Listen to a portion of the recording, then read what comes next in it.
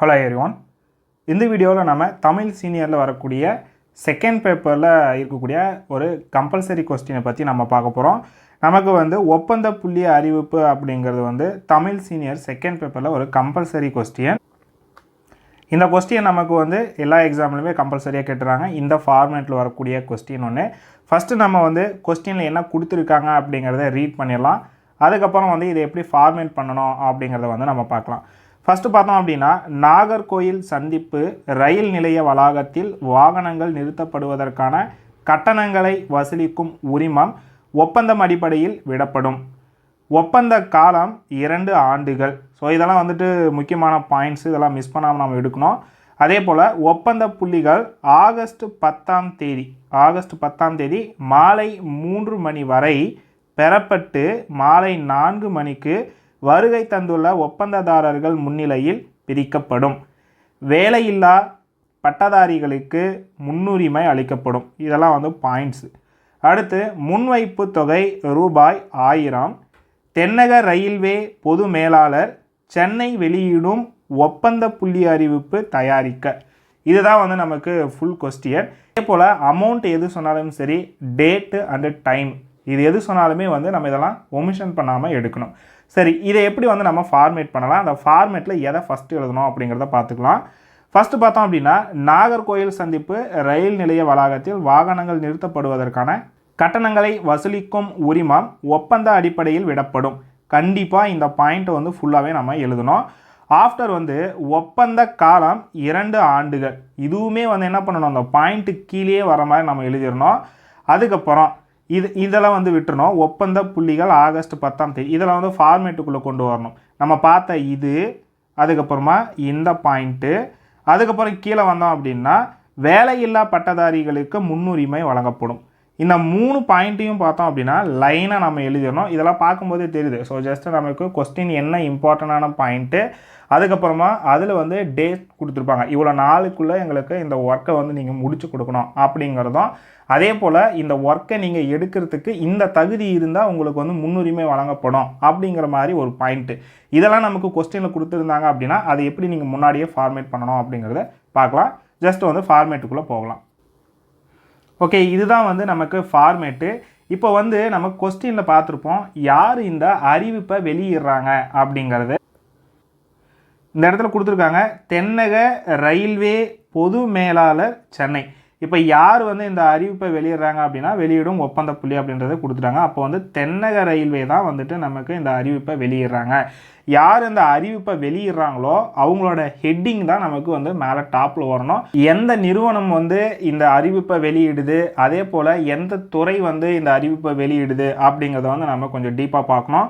இதில் தென்னக ரயில்வே அப்படிங்கிறது தான் நமக்கு தெரியும். சென்ட்ரல் கவர்மெண்ட் தான் நமக்கு இந்த அறிவிப்பை வெளியிடுது. அப்போ அதில் ஒரு பொறுப்பில் ஒரு ஆள் இருப்பார் இல்லையா, அவர் பொது மேலாளர், அவர் தான் இந்த அறிவிப்பை வெளியிடுறாங்க. அப்போ நம்ம ஃபார்மேட்டில் சைன் போடக்கூடிய பிளேஸ் பார்த்தோம் அப்படின்னா அந்த பிளேஸில் வரக்கூடிய ஆள் பொது மேலாளர் அப்படிங்கிறவர் தான் நமக்கு சைன் போடுற பிளேஸில் வரணும். ஜஸ்ட் இப்போ நம்ம ஃபார்மேட்டுக்குள்ளே போகலாம். ஓகே, ஃபஸ்ட்டு நம்ம கொஸ்டினில் கிளியராக இருக்கணும். ஓகேங்களா, இப்போ நம்ம பழகிறோம், இப்போ தான் ஃபஸ்ட்டாக பார்க்குறோம் அப்படிங்கிறதால கொஸ்டினில் கிளியராக இருந்தோம் அப்படின்னா எதை எங்கே எழுதணும் அப்படிங்கிறது நமக்கு தெரியும். அதே போல் இந்த கொஸ்டினை நீங்கள் ப்ராக்டிஸ் பண்ணதுக்கப்புறமா இன்னும் டிஃப்ரெண்ட்டான கொஸ்டின்ஸ் நமக்கு செகண்ட் பேப்பர்ஸ் இருக்கும். அந்த கொஸ்டினில் இருக்கக்கூடிய அந்த கண்டென்ட்டை மட்டும் மாற்றி இதே ஃபார்மேட்டில் நீங்கள் ரைட் பண்ணுங்கள். அவ்வளோதான், இந்த கொஸ்டின் முடிஞ்சுது. ஃபஸ்ட்டு யார் அந்த அறிவிப்பை வெளியிட்டாங்க, நமக்கு தென்னக ரயில்வே தான் வெளியிட்டாங்க. அப்போது அவங்களோட பேரை மேலே போட்டுக்கிறீங்க, தென்னக ரயில்வே, இது ஒரு துறை. சரி, அடுத்து பார்த்தோம் அப்படின்னா இது ஃபார்மேட்டு கைபேசி. கண்டிப்பாக மொபைல் நம்பர் நீங்கள் கொடுக்கணும். அடுத்து அவங்களோட ஜிமெயில் அட்ரஸ், அடுத்து வெப்சைட்டு. இது நமக்கு ஃபார்மேட்டு. இப்போ ஐஆர்சிடிசி அப்படிங்கிறது சென்ட்ரல் கவர்மெண்ட்டில் இயங்கக்கூடிய ஒரு டிக்கெட் புக்கிங் வெப்சைட்டு. ஸோ இதில் நீங்கள் இந்த மாதிரி ஃபார்மேட்ஸில் இது சம்மந்தப்பட்டு ஏதாவது ஒரு மெயில் ஐடி, இது சம்மந்தப்பட்டு ஏதாவது ஒரு வெப்சைட் அப்படிங்கிற மாதிரி நீங்கள் கொடுக்கலாம். ஸோ நீங்கள் அப்படி இது அக்யூரேட்டாக அதாக தான் இருக்கணும் அப்படிங்கிற அவசியமும் கிடையாது. சரி, அதே போல் பார்த்தோம் அப்படின்னா கொஸ்டின்லேயே ஏதாவது ஒரு பிளேஸ் பற்றினா அட்ரஸ் கொடுத்தாங்க அப்படின்னா அந்த அட்ரஸை தான் நம்ம இங்கே எழுதணும். இப்போ நமக்கு அட்ரஸ் எதுவும் கொடுக்கல, ஆனால் ஊர் பேர் மட்டும் கொடுத்துட்டாங்க. தென்னக ரயில்வே சென்னை அப்படிங்கிற மாதிரி கொடுத்துட்டாங்க. அப்போ மேலே கொடுக்குற இந்த 2 அட்ரஸ் ஏதாவது ஒன்று கொடுத்துக்கோங்க. இந்த 2 லைனில் ஏதாவது ஒன்று கரெக்டாக கொடுத்துக்கோங்க. அதுக்கப்புறமா சென்னை அப்படிங்கிற பிளேஸ் போட்டு பின்கோடும் கொடுத்துக்கோங்க. நீங்கள் கொடுக்குற பின்கோடு தான் கண்டிப்பாக இது பின்கோடும் நம்மளே கொடுத்துக்கலாம். அப்படியே கீழே வந்தீங்க அப்படின்னா OANன்னு இருக்கு இல்லையா, இது வந்து ஒப்பந்த புள்ளி அறிவிப்பு எண்ணுன்னு சொல்லுவோம். இப்போ இதுவுமே வந்து ஃபார்மேட் தான். 65/A1ன்னு இருக்கு இல்லையா, இது வந்து இந்த 65வது அறிவிப்பில் பிரிவு A1ல் என்ன இயரில் வந்துட்டு இந்த அறிவிப்பை வெளியேறும், அந்த மாதிரி கான்செப்ட் தான். இந்த மாதிரி நீங்கள் வந்து போட்டுக்கோங்க, ஏதாவது ஒரு அறிவிப்பு எண் கொடுத்துக்கோங்க. இந்த மாதிரி கொடுத்துட்டு அடியில் 2 கோடு. அடுத்து தேதி. இந்த தேதியை பொறுத்த வரைக்கும் என்ன பண்ணணும் அப்படின்னா, கொஸ்டினில் ஒரு டேட் கொடுப்பாங்க. அப்போ அந்த டேட்டில் இருந்து ஒரு 15 இல்லை அப்படின்னா 20 நாள் முன்னாடி டேட்டை நம்ம இந்த இடத்துல போடணும். அப்போ கொஸ்டினில் என்ன டேட் கொடுத்துருக்காங்கன்னு பார்க்கலாம். ஓகே, இந்த இடத்துல பார்த்தோம் அப்படின்னா ஆகஸ்ட் 10ஆம் தேதி. அப்போ ஆகஸ்ட் 10 அப்படின்னா ஜஸ்ட்டு வந்துட்டு நமக்கு மேலே இந்த இடத்துல கொடுக்குறேன் நான் 10/8. இயர் வந்து அவங்க கொடுக்கல, இயர் கொடுக்காதால ஏதாவது ஒரு இயர் வந்து கொடுத்துக்கோங்க. நான் 2020ன்னு சொல்லி கொடுக்குறேன். 10/8/2020. அப்போது இந்த டேட்டுக்கு முன்னாடி வந்து ஒரு 20 நாள் சொல்லி வச்சுக்கிட்டோம் அப்படின்னா, ஒரு எக்ஸாம்பிளுக்கு நம்ம 20/7 என்ன போட்டிருக்கோம் அப்படிங்கிறத பார்ப்போமா. ஓகே, கரெக்டாக வந்து நம்ம 15 நாள் முன்னாடி டேட் வந்து கொடுத்துருக்கோம். இது வந்து புரியணும். கொஸ்டினில் என்ன டேட் கொடுக்குறாங்களோ அதுக்கு முன்னாடி 15 இல்லை அப்படின்னா 20 நாள் முன்னாடி டேட்டை நம்ம இந்த இடத்துல கொடுத்துடணும். அடுத்து கீழே இந்த இடத்துல பார்த்தோம் அப்படின்னா ஒப்பந்த புள்ளி படிவம்னு எழுதணும். நமக்கு கொஸ்டினில் ஒப்பந்த புள்ளி அறிவிப்பு தயாரிக்கன்னு கொடுப்பாங்க. நம்ம இந்த இடத்துல ஒப்பந்த புள்ளி படிவம்னு சொல்லி எழுதணும். இதுக்கு கீழேயுமே நீங்கள் வந்து 2 அண்டர்லைன் வந்து பண்ணிக்கோங்க. அடுத்து பார்த்தோம் அப்படின்னா கொஸ்டினில் கொடுத்துருக்கக்கூடிய விஷயத்தை அப்படியே நீங்கள் மாறாமல் எழுதுறீங்க. நாகர்கோயில் சந்திப்பு ரயில் நிலைய வளாகத்தில் வாகனங்கள் நிறுத்தப்படுவதற்கான கட்டணங்களை வசூலிக்கும் உரிமம் பெறுவதற்கான ஒப்பந்த புள்ளிகள் வரவேற்கப்படுகின்றன. கொஸ்டினில் எதுக்கான ஒப்பந்த புள்ளிகள் வரவேற்கப்படுகின்றன அப்படிங்கிற கண்டென்ட் ரொம்பவே வந்து முக்கியம். அடுத்து வேலையில்லா பட்டதாரிகளுக்கு முன்னுரிமை அளிக்கப்படும். இதுவுமே வந்து பாயிண்ட் இருந்தது இல்லையா, இதெல்லாம் நம்ம மிஸ் பண்ணக்கூடாதுன்னு பார்த்தோம். ஒப்பந்த காலம் 2 ஆண்டுகள். அப்போது இந்த 2 பாயிண்ட் வந்து பார்த்தோம் அப்படின்னா மிஸ் ஆகாமல் நமக்கு இந்த இடத்துல வந்துடணும். அடுத்தடுத்த கொஸ்டினுக்கு தகுந்த மாதிரி கொடுக்கக்கூடிய இம்பார்ட்டன்ட் பாயிண்ட்ஸு கண்டிப்பாக வந்து இந்த இடத்துல கொடுத்துடணும். அதுக்கப்புறம் இனிமேல் வரக்கூடியதெல்லாம் ஃபார்மேட்ஸ் தான். உள்ளே வந்து டேட்டு, டைமு, அதே போல் அமௌண்ட்டு, இந்த விஷயமெல்லாம் கொடுத்ததெல்லாம் இங்கே நம்ம ஒவ்வொரு இடத்துலையும் வந்து நம்ம ஃபார்மேட் பண்ண போகிறோம். ஒரு ஒப்பந்த புள்ளி அறிவிப்பு வெளியிடுறாங்க அப்படின்னா கண்டிப்பாக அதுக்கு ஒரு அப்ளிகேஷன் வந்து நமக்கு வெளியிடுவாங்க. அப்போ அந்த அப்ளிகேஷனை எங்கே வாங்குறது? இப்படிவத்தினை 100 ரொக்கமாக செலுத்தி அலுவலக வேலை நாட்களில் பெற்றுக்கொள்ளலாம். அப்போது அந்த ஒப்பந்த புள்ளி அறிவிப்புக்கான அப்ளிகேஷனை வந்து நம்ம அலுவலகத்தில் போய்ட்டு அலுவலக வேலை நாட்களில் பெற்றுக்கொள்ளலாம் அப்படிங்கிற விஷயத்தை கண்டிப்பாக இது ஃபார்மேட்டு. இது மேலே வரதெல்லாம் அடிஷ்னலாக நம்ம எழுதக்கூடிய விஷயங்கள். இதெல்லாம் நம்ம வந்து மனப்பாடம் பண்ணிக்கணும். ஓகேவா? ஃபார்மேட்டு இதெல்லாம் நம்ம வந்து ஞாபகத்தில் வச்சுக்கணும். அடுத்து வந்து இப்பணிக்கான முன்வைப்பு தொகை. முன்வைப்பு தொகை வந்து நமக்கு கொஸ்டினில் கொடுத்துருவாங்க. ஒரு சில கொஸ்டினில் முன்வைப்பு தொகை கொடுக்காமலேயும் வரும். இப்போ கொடுக்காத அந்த கொஸ்டினுக்கெல்லாம் என்ன பண்ணணும் அப்படின்னா அவங்க அந்த ஒரு வேலையை சொல்லுவாங்க. இப்போ ஒரு எக்ஸாம்பிளுக்கு வந்து ஒரு 10 கிலோமீட்டருக்கு ஒரு சாலை அமைச்சு கொடுக்க சொல்லி ஒரு டெண்டர் விடுறாங்க அப்படின்னு வச்சுக்கோங்க. இதுக்கு வந்து ஒரு முன்வைப்பு தொகையாக எதுவுமே கொடுக்கலன்னு வச்சுக்கோங்க. அப்போ அந்த 10 கிலோமீட்டர் சாலை அமைக்கிறதுக்கு ஒரு அமௌண்ட்டு கண்டிப்பாக ஒரு பெரிய அமௌண்ட்டு செலவாகும். அப்போ அதில் ஒரு 10% அந்த மாதிரி ஒன்றும் அதை விட கம்மியாக கூட வச்சுக்கலாம். ஒரு எக்ஸாம்பிளுக்கு நீங்கள் ஒரு 1 லட்ச ரூபாய் வந்துட்டு முன்வைப்பு தொகையாக வைக்கணும் அப்படிங்கிறத வந்து நம்ம சொல்லலாம். இந்த மாதிரி வந்து நீங்கள் ஒரு குறிப்பிட்ட அமௌண்ட்டை போட்டுக்கலாம். அது வேலையை பொறுத்து இருக்கிற மாதிரி. முன்வைப்பு தொகை வந்து அமௌண்ட்டு கொடுத்துட்டாங்கன்னா அவங்க கொடுத்துருக்கிற அமௌண்ட்டை மட்டும் நம்ம இந்த இடத்துல போட்டுக்கணும். சரி, அடுத்து பார்த்தோம் அப்படின்னா அமௌண்ட்டை என்ன பண்ண சொல்கிறாங்க அப்படின்னா வரைவோலை மூலம் இணைக்கப்பட வேண்டும். டிடி எடுத்து நம்ம இணைக்கணும். டிமாண்ட் டிராஃப்ட் சொல்லுவோம் இல்லையா, அப்போ அந்த டிடி எடுத்து நம்ம இணைக்கணும் அப்படிங்கிறதும், அப்போ அந்த டிடியை வந்து என்ன அட்ரஸில் நாம் எடுக்கணும் அப்படிங்கிற விஷயமா நம்ம தான் வந்து சொல்லணும். இந்த இடத்துல பொது மேலாளர் தென்னக ரயில்வே யார் இந்த அப்ளிகேஷனை வரவேற்கிறாங்க அப்படிங்கிற ஒரு விஷயம் பார்த்தோம் இல்லையா, அதே தான் பொது மேலாளர் தென்னக ரயில்வே அப்படிங்கிற அட்ரஸில் சென்னையில் மாற்ற முடிகிற மாதிரி நம்ம டிடி எடுத்து அனுப்பணும். இதுதான் விஷயம். இந்த டிடி எடுக்கிற ஃபார்மேட் கண்டிப்பாக இந்த இடத்துல வரணும். இதையும் நம்ம வந்து மிஸ் பண்ணக்கூடாது. இதெல்லாம் ஸ்டெப் மார்க்கு. அடுத்து இவ்வரைவோலையானது அரசாங்கத்தால் அங்கீகரிக்கப்பட்ட வங்கியில் அறிவிப்பு வெளிவந்த தேதிக்கு பின்னால் பெறப்பட்டவையாக இருக்க வேண்டும். இப்போ நமக்கு வந்து டெண்டர் நோட்டீஸ் இன்னையிலிருந்து ஸ்டார்ட் ஆகுது. ஒரு எக்ஸாம்பிளுக்கு நீங்கள் இந்த வீடியோவை பார்க்குற அன்னைக்கு இந்த டெண்டர் நோட்டீஸ் வந்து ஸ்டார்ட் ஆகுது அப்படின்னா நாங்கள் இந்த டெண்டரை வந்து விடுறோன்னு இன்றைக்கி சொன்னோம் அப்படின்னா இன்றைக்கு அப்புறமா நாளையிலிருந்தோ இல்லை இன்னையிலிருந்தோ தான் நீங்கள் வந்து டிடியை எடுத்துருக்கணும்.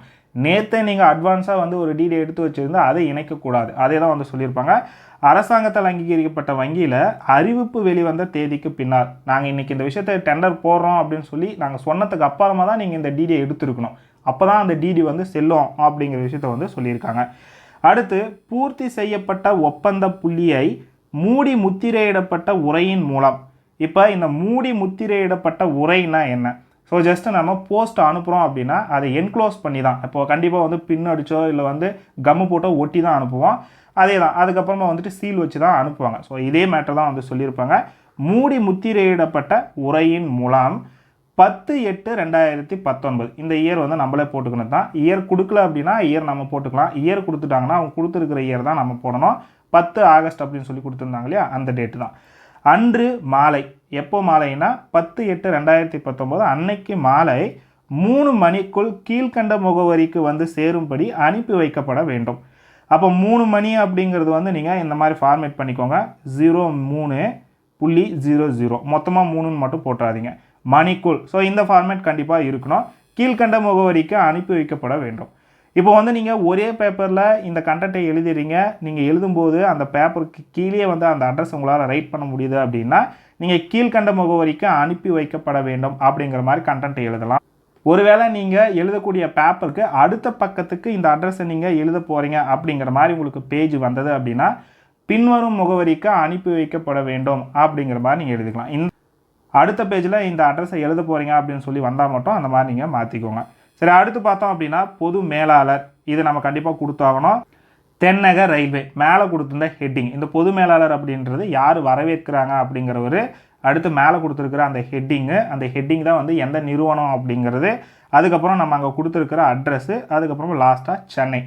அது மாதிரி நம்ம வந்து அப்படியே ஃபார்மேட் பண்ணி வச்சுக்கிறோம். இதுக்குமே வந்து இப்போ நம்ம பாக்ஸ் பண்ணியிருக்கிற மாதிரி கொஞ்சம் நீட்டாக வந்து பாக்ஸ் பண்ணிக்கோங்க. அடுத்து இந்த இடத்துல கீழே பெறப்பட்ட ஒப்பந்த புள்ளியானது அன்றே மாலை 4 மணிக்கு வருகை புரிந்துள்ள ஒப்பந்ததாரர்கள் அல்லது அவர்களால் அனுமதி பெற்ற பிரதிநிதிகள் முன்னிலையில் பிரிக்கப்படும். இதில் ஏதாவது தடங்கள் ஏற்பட்டால் அடுத்த வேலை நாட்களில் இதே நேரத்தில் பிரிக்கப்படும். இப்போ பெறப்பட்ட ஒப்பந்த புள்ளி அப்படின்னு சொன்னோம் அப்படின்னா அவங்க சொல்லிட்டாங்க 10 ஆகஸ்ட் 2019 அன்னைக்குள்ளே வந்துட்டு நமக்கு எல்லா அப்ளிகேஷன்ஸும் வந்து சேர்ந்துருக்கணும் அப்படிங்கிறது, அதுவும் சாயந்தரம் 3 மணிக்குள்ளே வந்திருக்கணுன்றதும் சொல்லிட்டாங்க. அப்போது அது வரைக்கும் வந்திருக்கக்கூடிய ஒப்பந்த புள்ளிகளை அன்னைக்கே, ஓகேங்களா, அப்போது வந்து அன்றே மாலை அப்படின்னு சொல்லிட்டாங்க. அந்த 10/8 அன்னைக்கே வந்து என்ன பண்ணியிருக்காங்க, 4 மணிக்கு பிரிக்கிறாங்க. எப்படின்னா வருகை புரிந்துள்ள ஒப்பந்ததாரர்கள் அல்லது அவர்களால் அனுமதி பெற்ற பிரதிநிதிகள் முன்னிலையில். அப்போ வந்து வருகை புரிந்துள்ள ஒப்பந்ததாரர்கள் அப்படின்னா இப்போ நான் வந்து ஒரு அப்ளிகேஷன் போட்டிருக்கேன், அந்த ஒப்பந்தத்தை நான் எடுத்து வேலை செய்ய போகிறேன் அப்படின்னு சொல்லிட்டு. இப்போ ஒருவேளை என்னால் அந்த ஒப்பந்தத்தை பிரிக்கிற அன்னைக்கு, ஓகேங்களா, அந்த அப்ளிகேஷனை பிரிக்கிற அன்னைக்கு அதில் போய் பார்ட்டிசிபேட் பண்ண முடியல அப்படிங்கிற போது என் சம்மந்தப்பட்ட யாரோ ஒருத்தரை என்னோட அனுமதியோடு நான் அந்த இடத்துக்கு அனுப்பி வைக்கிறேன். அதே தான் வந்து என்னோட அனுமதி பெற்ற அப்படிங்கிற மாதிரி சொல்லலாம். அவர்களால் அனுமதி பெற்ற பிரதிநிதிகள் முன்னிலையில். எனக்கு பதிலாக நீங்கள் போகிறீங்க அப்படின்னா கூட உங்களுக்கு கண்டிப்பாக அந்த பார்ட்டிசிபேட் பண்ணுறதுக்கான உரிமைகள் உண்டு. அவங்க முன்னாடி பிரிக்கப்படும் அப்படிங்கிறத சொல்லிடுறாங்க. இதில் ஏதாவது தடங்கள் ஏற்பட்டால் அடுத்த வேலை நாட்களில் இதே நேரத்தில் பிரிக்கப்படும் அப்படிங்கிறாங்க. இப்போ தடங்கள் அப்படின்னா என்ன சொல்லலாம் அப்படின்னா எதிர்பாராத விதமாக ஏதாவது ஒரு அசம்பாவிதங்கள், ஒரு வேளை வந்து விடுமுறை நாட்கள், அவங்க சொன்ன டேட்டில் ஒரு வேளை ஏதாவது ஒரு விடுமுறை நாள் வந்துடுது அப்படின்னா அந்த அப்ளிகேஷனை ஓப்பன் பண்ண மாட்டாங்க. அதே போல் ஏதாவது முக்கியமான தலைவர்கள் இறந்துட்டாங்க அப்படின்னா அப்போது அதுவுமே வந்து ஒரு எதிர்பாராத ஒரு நிகழ்வு தான். அப்போ அன்னைக்குமே வந்துட்டு இந்த அப்ளிகேஷனை ஓப்பன் பண்ண மாட்டாங்க. அப்போது இந்த மாதிரி நிகழ்வெல்லாம் முடிஞ்சுட்டு அடுத்த வேலை நாள்னு ஒன்று சொல்லி கவர்மெண்ட் அறிவிக்கும். இந்த மாதிரி பெரிய சம்பவங்கள் ஏதாவது நடந்தால் அடுத்த வேலை நாள் இந்த ஸ்டார்ட் ஆகும் அப்படிங்கிறத சொல்லுவாங்க. அப்போ அவங்க சொல்கிற அன்றைக்கி அடுத்த வேலை நாள் எதுவோ அந்த நாளில் இந்த அப்ளிகேஷனை ஓப்பன் பண்ணுவோம் அப்படிங்கிறது தான் வந்து விஷயம். சரி, ஓகே. அடுத்து இந்த பாயிண்ட்டை பார்த்தோம் அப்படின்னா இதை கடைசியாக எழுதிக்கலாம். நீங்கள் வந்து நோட்டில் ஃபார்மேட் பண்ணும்போது கூட இந்த பாயிண்ட்டை ஃபஸ்ட்டு எழுதிட்டு அடுத்து வந்து இந்த பாயிண்ட்டை எழுதிக்கோங்க. அதுக்கப்புறமா இதை கடைசி பாயிண்ட்டாக எழுதிக்கோங்க மேலே இருக்கக்கூடிய இதை. சரி, ரெண்டாவதாக பார்த்தோம் அப்படின்னா ஒப்பந்த புள்ளி சம்பந்தப்பட்ட சட்டப்பூர்வ நடவடிக்கைகள் அனைத்தும் சென்னை நீதிமன்ற எல்லைக்கு உட்பட்டதாகும். இப்போ வந்து நம்ம தென்னக ரயில்வே சென்னைன்னு தான் கொடுத்துருக்காங்க. அப்போது வந்து இந்த அப்ளிகேஷனில் ஏதாவது சட்டப்பூர்வ நடவடிக்கைகள் அது வந்து ப்ராப்ளம் வருது, இல்லை அப்படின்னா உங்களுக்கு ஒப்பந்தம் கொடுத்த வேலையை நீங்கள் சரிபர செய்யலை அப்படின்னா அந்த மாதிரி பிரச்சனைலாம் வந்துட்டு ஃபேஸ் பண்ணுறதுக்கெல்லாம் பார்த்தோம் அப்படின்னா சென்னையில் இருக்கக்கூடிய நீதிமன்ற எல்லைக்கு உட்பட்டது தான். எல்லா வழக்குகளுமே வந்துட்டு சென்னை நீதிமன்றத்தில் தான் நீங்கள் ஃபேஸ் பண்ணுற மாதிரி இருக்கும் அப்படிங்கிற ஒரு பாயிண்ட்டும் வந்து கொடுத்துருக்காங்க. இதெல்லாம் எக்ஸ்ட்ரா பாயிண்ட்டு நம்ம எழுதியே ஆகணும் கண்டிப்பாக. இதெல்லாம் எழுதும்போது பாயிண்ட்ஸ் இன்க்ரீஸ் ஆகும். அடுத்து இதை வந்து கடைசி பாயிண்ட்டாக எழுதிக்கோங்க. இந்த இடத்துல பெறப்பட்ட ஒப்பந்த புள்ளியில் ஏதாவது குறைபாடுகள் இருந்தால் அவற்றை பகுதியாகவோ அல்லது முழுமையாகவோ நிராகரிக்க பொது மேலாளருக்கு, கொஸ்டினில் வந்துட்டு பொதுன்னு கொடுத்துருப்பாங்க, பொது மேலாளருக்கு உரிமை உண்டு. பொது மேலாளருக்கு முழு உரிமை உண்டு. சரிங்களா? பொது மேலாளருக்கு உரிமை உண்டு அப்படிங்கிறது மட்டும் இல்லாமல் முழு உரிமை உண்டு. இப்போ நம்ம அப்ளிகேஷனை அனுப்பியிருப்போம், அதில் ஏதாவது கரெக்ஷன்ஸ் இல்லை தப்பாக அனுப்பியிருக்கிறது இந்த மாதிரி விஷயங்கள்லாம் இருந்தால் அவங்க நமக்கு காரணம் கூட சொல்லாமல் அந்த அப்ளிகேஷனை ரிஜெக்ட் பண்ணுறதுக்கான அனைத்து உரிமைகளும் இருக்குது அப்படிங்கிறதே வந்துட்டு நம்ம அறிவிப்பிலே வந்து சொல்லியிருக்கோம். ஸோ இதுதான் வந்து ஃபார்மேட்டு. இதை முடிச்சுட்டு கீழே பார்த்தோம் அப்படின்னா ஓம் அப்படின்னா ஒப்பம்னு சொல்லலாம். அது வந்து ஷார்ட் ஃபார்மில் போட்டிருக்கோம். அப்போ யார் வந்து நமக்கு அப்ளிகேஷனை வரவேற்கிறாங்கன்னு சொல்லி கொஸ்டினில் கொடுத்துருக்காங்களோ அவங்களோட சைன். இப்போ நான் வந்து ஒரு அப்ளிகேஷனை வரவேற்கிறேன் அப்படின்னா எல்லா டீட்டெயிலுமே உங்களுக்கு அந்த கண்டிஷன்ஸ் எல்லாம் சொல்லிவிட்டு கீழே வந்து என்னோட சைன் போட்டு கொடுப்போம் இல்லையா, அதே கான்செப்ட் தான். அப்போ வரவேற்கிறவங்க யாரோ அவங்களோட சைனை வந்து இந்த இடத்துல போட்டுடணும். அப்போ வரவேற்கிறவங்க வந்து பொது மேலாளர் தான். அப்போ நீங்கள் பொது மேலாளர்னு சொல்லி எழுதினா மட்டும் போதும். அடியில் நீங்கள் எந்த அண்டர்லைன்ஸ்லாம் எதுவுமே பண்ண தேவையில்லை. இவ்வளோ தான். இதுதான் வந்து ஃபார்மேட்டு. ஸோ இதை வந்து ஜஸ்ட்டு நீங்கள் உங்கள் நோட்டில் நீட்டாக வந்து எழுதி வச்சுக்கோங்க. இதே ஃபார்மேட்டை வந்து அடுத்தடுத்த கொஸ்டின்ஸ்க்கு நீங்கள் அப்ளை பண்ணுங்கள். சரிங்களா? இந்த கொஸ்டின் பார்த்தோம் அப்படின்னா நமக்கு ஒரு கம்பல்சரி கொஸ்டின். இதை வந்து நீங்கள் திரும்ப திரும்ப எழுதி ப்ராக்டிஸ் பண்ணிக்கோங்க.